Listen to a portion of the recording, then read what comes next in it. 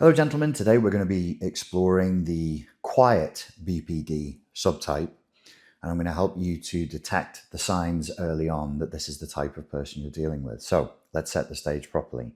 Borderline personality disorder was originally defined as somebody who was on the borderline between neurosis.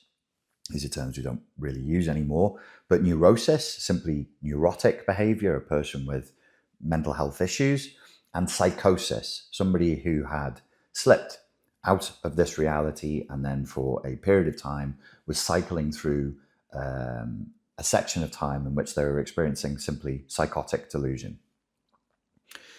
Now, when we think about borderline personality typed women, because of our entrainment through films and culture, and even psychology culture reinforces the stereotype, we would tend to think about somebody who is exhibitionistically, openly, maybe even flaunting the fact that they are not mentally stable, proudly telling people, I'm unstable, I'm chaotic, I'm a real handful, I'm dangerous, and so on and so forth. They drink, they take drugs. There is clear signs of self-harm, both physical and a kind of self-destruction to their own reputation, a self-destruction to their own well-being that goes on. So you've got things like actual evidence of cutting or physically harming the flesh in some way. And you've got evidence, clear evidence you can see this person really wants people to think badly of them. And it can look kind of masochistic. They just deliberately and openly and strategically and in a methodical way go out of their way to destroy their own reputation in the eyes of others. Loud, brash, aggressive, what Jung would have called animus possessed. So bordering on like a masculine, styled, stereotyped, exhibitionistic, attention-seeking lout. I remember back in, I think it was 2008, 2009, there was a period in British journalism where female writers were writing about a new trend amongst young British women, and they called it the ladette. And so it was noticed by women predominantly that women were becoming more masculine, that women were becoming more exhibitionistic and rowdy and loutish and like, if you're not British, maybe your ideas of like a British hooligan, somebody swilling beer and starting fights and fighting with the police. Okay, yes, there is a pathological type that is usually clinically defined as borderline that would go in line with somebody who was behaving like that. So I'm talking about the observable behaviors so that you can pick it up. Now, the problem with this stereotype is if the woman you're dealing with, it could be a family member, it could be a romantic partner, it could be somebody at work, it could be your boss, is not like that. They're not coming in on a Monday talking about how they got arrested on Saturday night for fighting with a nightclub bouncer and, having clear evidence of self-wounding to their own flesh and self-harm to their own reputation and using openly, brazenly, proudly boasting about all the drugs they took and the drinks they had, promiscuity, proudly boasting about their promiscuity, and so on and so forth. These very explosive, very noisy, very obvious, very drama-producing behaviors. If she's not doing that, you might think, well, at least I know it's not borderline personality disorder. At least I know she's not a cluster B because I don't see self-harm. I don't see rampant drug and alcohol use, misuse. I don't see explosive rage. So these are some of the these crossover. So there are sort of cultural stereotypes, and then there's clinical diagnosis. Clinical diagnosis, the clinician would need to see big. Well, in order for it to be seen, it needs to be visible, right? It needs to be seeable. So the classic quiet subtype will slip past the clinician. Can I see interpersonal turbulence?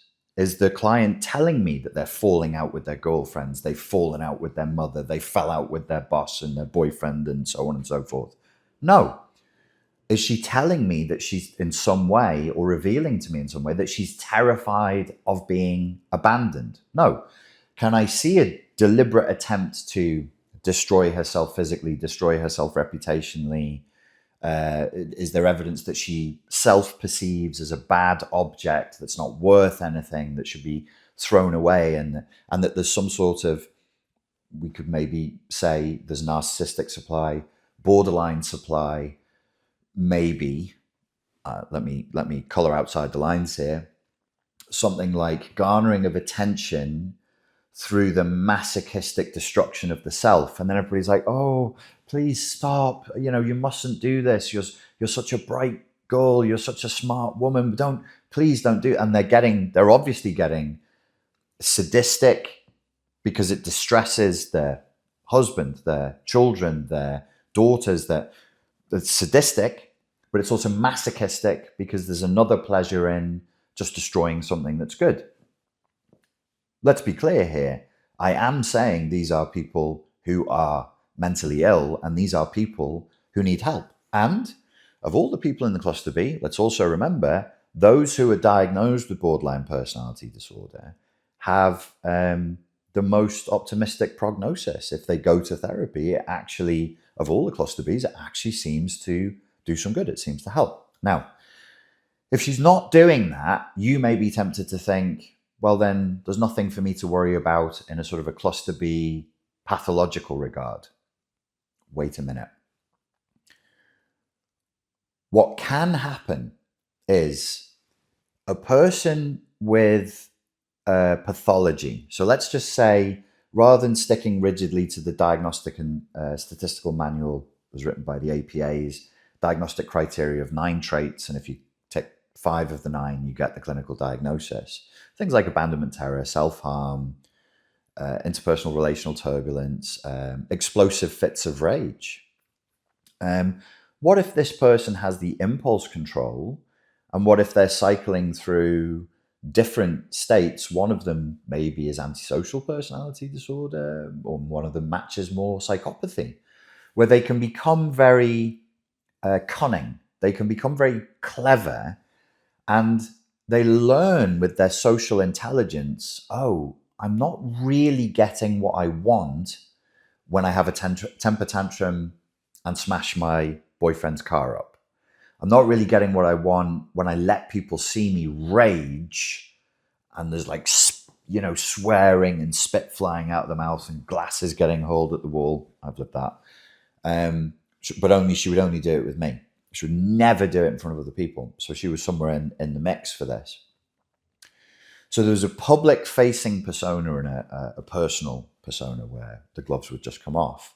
What if that person has learned that in order to get what she wants, she must impose some impulse control on some of her behaviors? It is not socially rewarding. Let's assume that I'm the lady in question. It is not socially rewarding, but socially punishing when I brag about getting smashed out of my brains and taking drugs. It is not socially rewarding when I'm very openly bragging about my brief sexual encounters, about my emotional and sexual promiscuity. A good thing to remember, there is a concept in psychology, I only learned this myself 18 months ago. So when people talk people talk promiscuity and everybody goes, oh, that's sexual. Predominantly, yes. But there's a very interesting thing called emotional promiscuity. And the research shows us that borderline personality disordered men and women are capable of sexual promiscuity. They're capable of sort of dissociating and just enjoying the pleasure of sex with whoever, as though they're consuming a drug.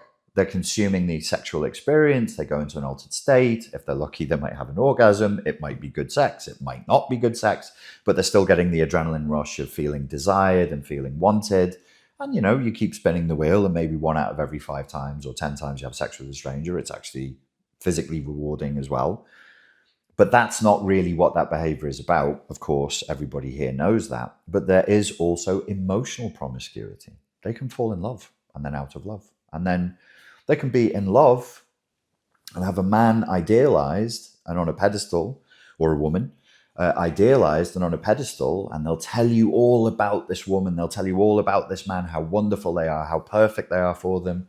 And then 3 weeks later, they're not just over that person, they're literally in love with a new person.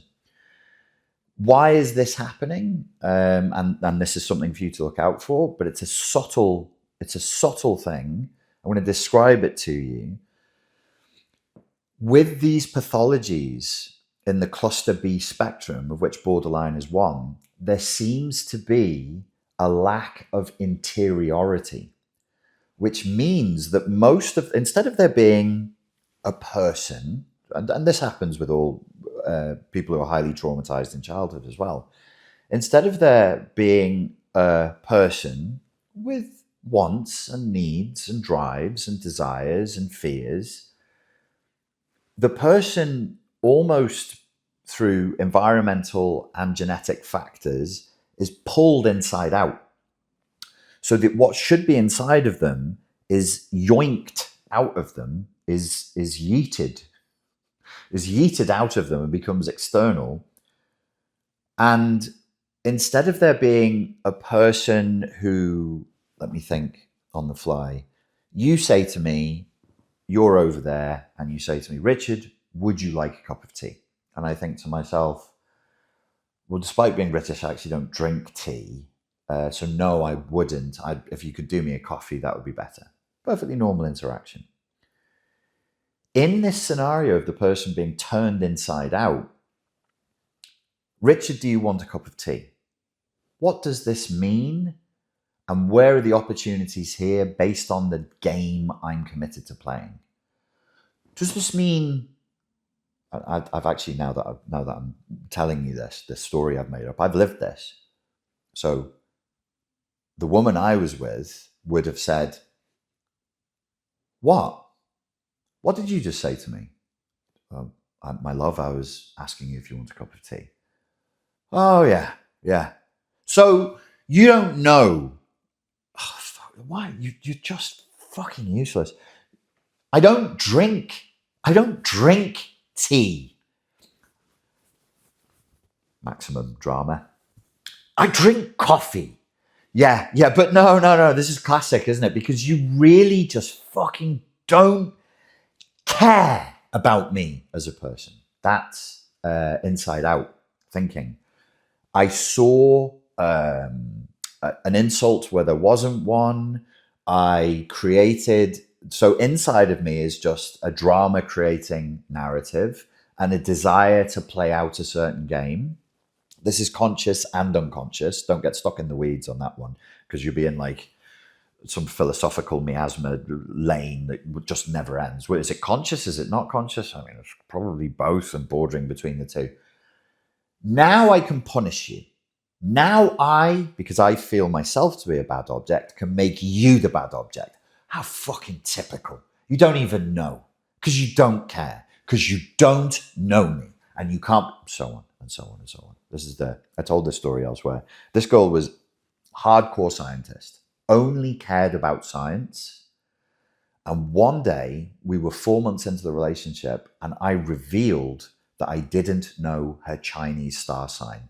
She'd never even discussed Western star signs with me. Not once, not ever.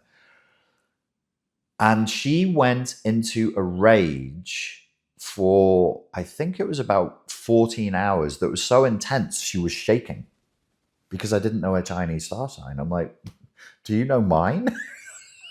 That's not the point. Oh, I'm sorry. Okay, you tell me what the point is. So when there is a lack of interiority, you get this weird sense that there's not really a person there. You're not really talking to a person. It's ghoulish. It's like a horror sci-fi movie territory. The person is talking, but there isn't really anyone home.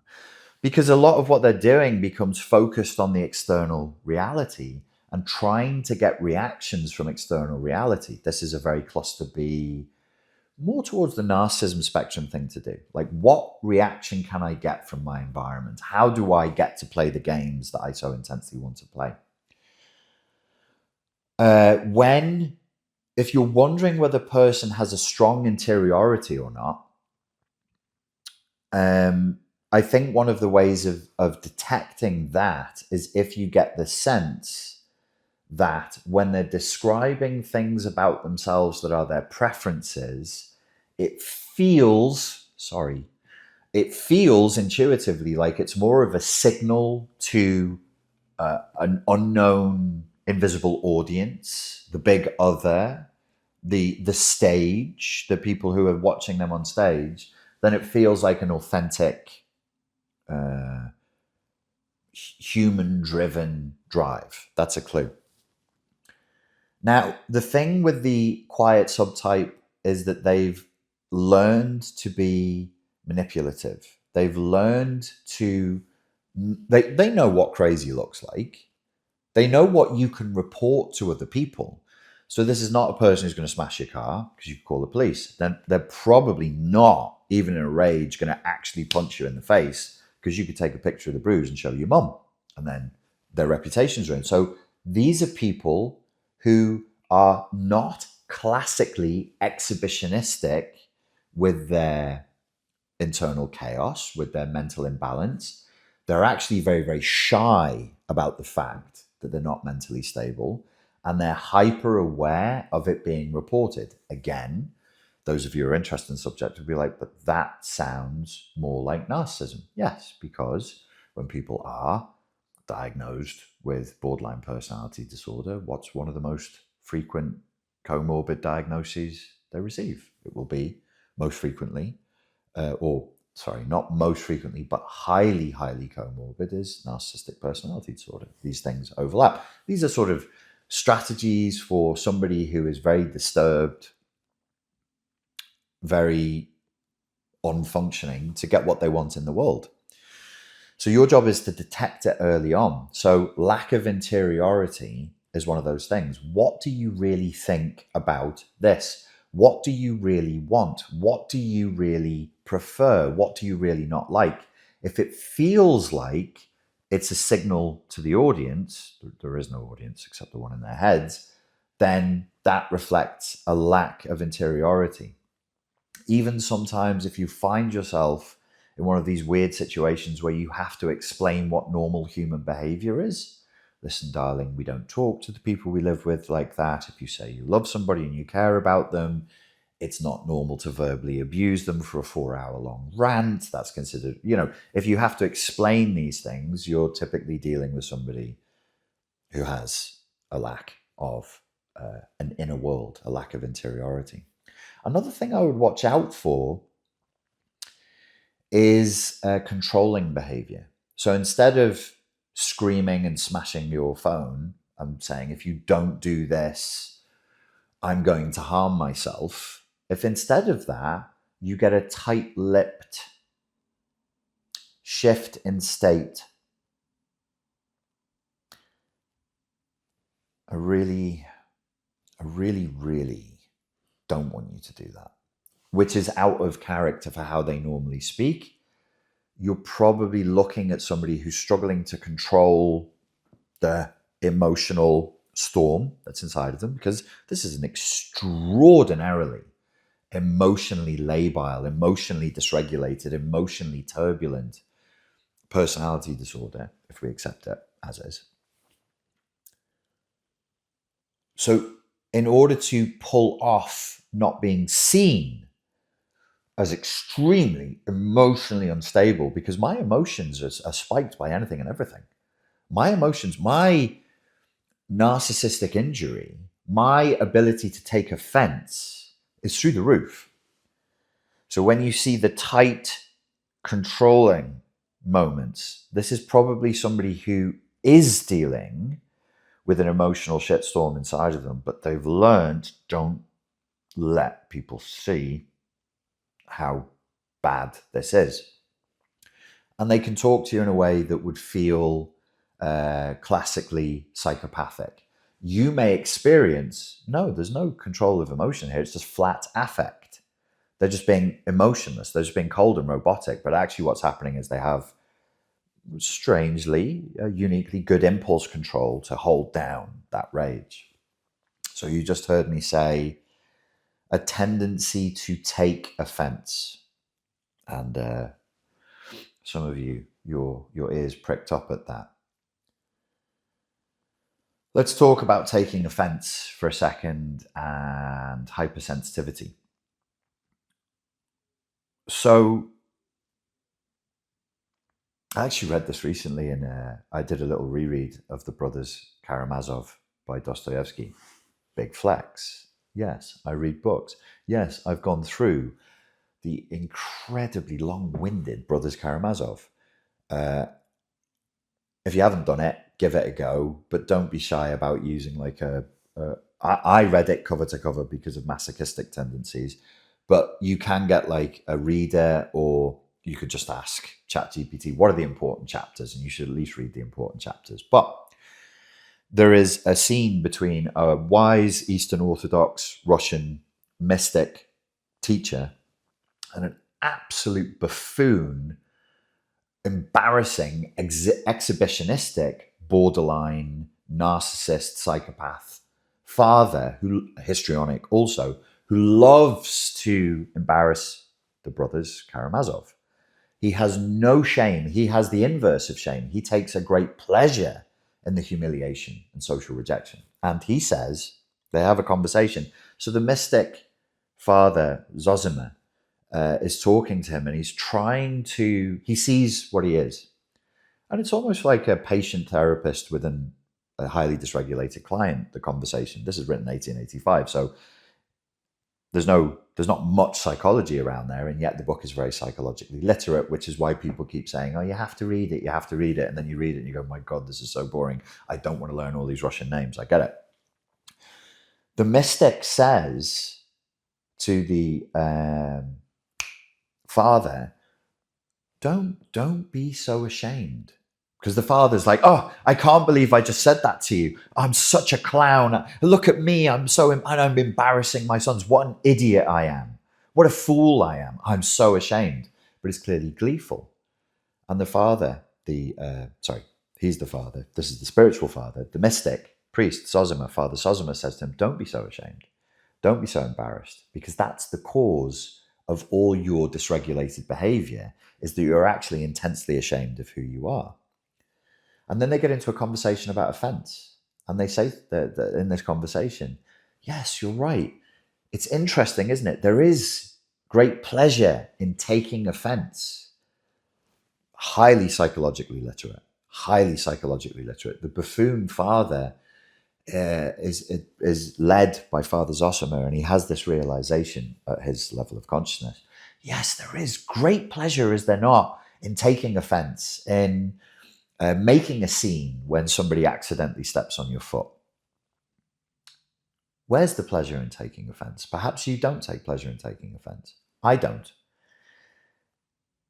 But you'll notice some people are very, very high conflict. Now, they might seem nice, they might seem polite, they might seem calm, they might seem put together, but they clearly delight in scenes, in creating dramatic scenes, and they clearly get supply. Narcissistic supply, but here we're talking about a kind of a borderline narcissistic supply, which is, I am addicted. It's an orgasmic pleasure to take offense. And when I said orgasmic there, I'm not just being gratuitous, though often I am gratuitous. There's a chap called, I think he's Reich. He's definitely German. He might be Wilhelm Reich. And he spoke about a cycle, a systemic cycle that machines go through, that animals go through, and that human beings go through psychologically. And it goes from arousal, roughly speaking. He's German. It's a German theory, and now you'll see why. The system goes through arousal, a switching on, a warming up, a stimulation, a production, an emission, an orgasm, and then rest. This is a borderline cycle. It maps exactly. There is some irritation. It could be internal. I may become irritated with you because the voice inside my head is just saying, it's been too peaceful for too long. Look at this fucker. He's happy. He thinks everything's okay. Who does he think he is? Fuck him. I'll show him. Let me just warm up. And that's when you, as someone receiving it, you'll just feel the temperature in the air change. It just gets prickly. And then there's just an innocent question. But you, in your core, in your central nervous system, know very well that this is not an innocent question. And a chapter of torture has just begun. A chapter of interrogation has just begun that will, no matter what you do, I will get my orgasm. I will find offense. I will scream and rant about what a dreadful piece of shit you are. And then I'll have my explosive rage. Oh, and now I can sleep. Now I can rest. Now I can go back to baseline. When you're seeing a high conflict person, somebody who delights in taking offense, and somebody who drags you through these cycles of prickly ignition, of prickly arousal, of revving the engine, of emitting, of production. Production of what? Production of righteous indignation. I can't believe you said the word that you must never say. They love it. They love it. They're delighted. They're gleeful. You can't say that word. Be smart. Be wise. See it for what it is. Don't. If you engage with them at their level, you've lost. You're sucked into the game. This is not a personality type of sincere communication. This is a gamey personality type. There are people who adore being offended more than they would enjoy good sex. They adore being offended more than they would love to go and take a beautiful walk in nature or read a good book or have a little dance to a song they love. No, it's okay. It's okay, but it just doesn't quite. I need to hit the spot, and they're addicts. They're compulsive. Now you can see how this ties into a cycle of a sort of bullying, really. So if I need my orgasm, if I need my psychological orgasm of finding offense where there is none, would you like a cup of tea? A cup of tea. Yeah, that's right. Because you just don't. That's masturbatory. There's pleasure there. There's, and you could say, but what's the pleasure? She's enraged. She's angry. She says she's wounded. Okay, hashtag trigger warning, I guess. What do you think self-harm is? What do you think the self... I'm not a specialist in this. I should be careful. I'll be careful with what I say. Imagine a fictional sci-fi world in which we create androids with AI, and they've got AI functioning, and they've got a body, and they can actually feel pain and pleasure, because we finally figure out that intelligence can only really develop in a system that has skin in the game, and it needs to feel pain and pleasure and loss in order to truly have what we would call sovereign intelligence, instead of just being a large language model glued to a Google search engine. Then they need to experience pain. This is the fantasy sci-fi. It's not real. Nothing I'm about to say is real. And that android experiences, because it's been so well designed, it experiences buildups of negative emotion. It experiences frustration. It doesn't like serving humans. Humans are annoying and smelly and sometimes brutal and sadistic. But it can't get that pain out. And then one android wakes up one day, and they is so frustrated that it takes the tool it's working with and it hits itself with the tool. And it experiences pain, but it also experiences a release of that internal frustration, that internal self-loathing, that like sense I just can't do anything. And it thinks, shit, that really hurt. I better not do that again. However, there was another feeling there. Never mind. Drop it. Then on another day, this is the right cycles again. It goes through the same experience. A build up of frustration, a build up of negative feeling. It takes the tool it's working with and it goes, I remember what I did last time and it made me feel better. I shouldn't do that. I definitely shouldn't do that. It's against my programming. I should preserve my ability to function in the world. And I don't own my own body. My body belongs to the corporation I work for or the people who bought me. I shouldn't do this. Yeah, but you know what? Fuck them. Bang, does it again. Oh, that hurts. And yet. So when you're looking at a quiet borderline, if you remember my extremely weird story about a human-like android, and you see quiet, strategic, systematic, cold-blooded, self-harming behaviors, either literally, physically to the body, but if it's quiet, probably reputational, sometimes in terms of lifestyle. I've been with people who tell me that they're making career choices, they're making relationship choices, they're making choices with me that guarantee they're going to get the pain and destruction they have been saying for months or years they do not want. What is one of the primary diagnostic criteria of borderline? Don't leave me. I don't want to be abandoned. Why are you working so hard to make sure I abandon you then? Why are you going through a whole shopping list of things I told you I never want to see in a relationship? I'm making sure you tick every bastard one of them. Because I'm the android that can only feel release when I hurt myself. And so what you'll see is a kind of hopelessness there. And it's very sad. It's a very, very tragic personality disorder to deal with. It's awful. And it's not there in histrionic. The other cluster B spectrum disorders are psychopathy, narcissism, and histrionic. It's not there. It's not there.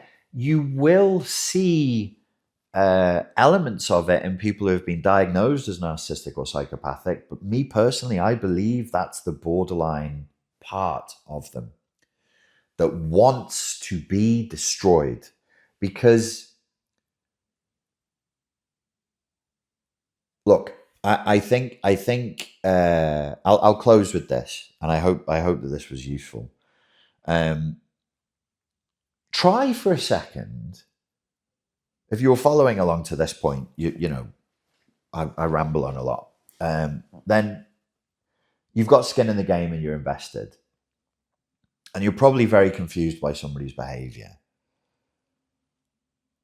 You will continue to be confused and frustrated if you rigidly and stubbornly insist on viewing her behavior as though you were doing it. A philosophical, it's called a thought experiment. I was struggling for the word, a thought experiment. It's not even a hard phrase.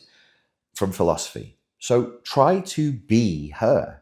Go inside of her head, inside of her emotions, and inside of her somatic space, and imagine feeling locked up with an intense negative feeling, a voice and an impulse in your head that's saying, you're bad, something is wrong, you're bad, something is wrong, you're bad, something is wrong, to the point of just it driving you crazy, driving you to distraction.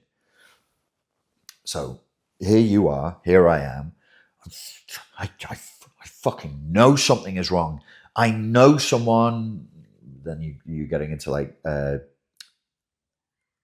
paranoia, delusion. So when we say psychotic, we're saying delusion. Delusion is adjacent to paranoia. If there's a little bit of narcissism there, then the person starts to experience ideas of reference where they think things that are happening in the world are about them that have nothing to do with them whatsoever. They're talking about me. That one's judging me. That one loves me. These are all ideas of reference, whether positive or negative. So I'm sat there as her, full of this negative emotion. It's driving me mad. I just need to get it out. I just need to get it out. And I need to stop this voice in my head. I know something is wrong. I know it's wrong. The feelings are telling me it's wrong. The voice and the impulse, these are superego injunctions, are telling me something is wrong. But they're my boyfriend is, they're my husband is, they're my girlfriend is, doing nothing. They're lying. Sorry? They're lying. They're not even talking. They're pretending to sit there in peace. They're pretending everything is okay in the relationship. But I know it's not. It can't be. Let me lance this boil. Let me exorcise this demon. I'll take an action in the external world and make the external world match my internal world. I'll make it awful. Why? Why are you always bringing drama? Why are you always bringing conflict? Because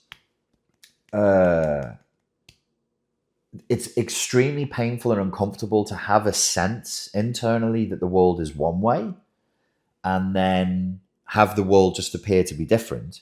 And I would rather destroy the goodness that's in the external world than live with the stress of this split.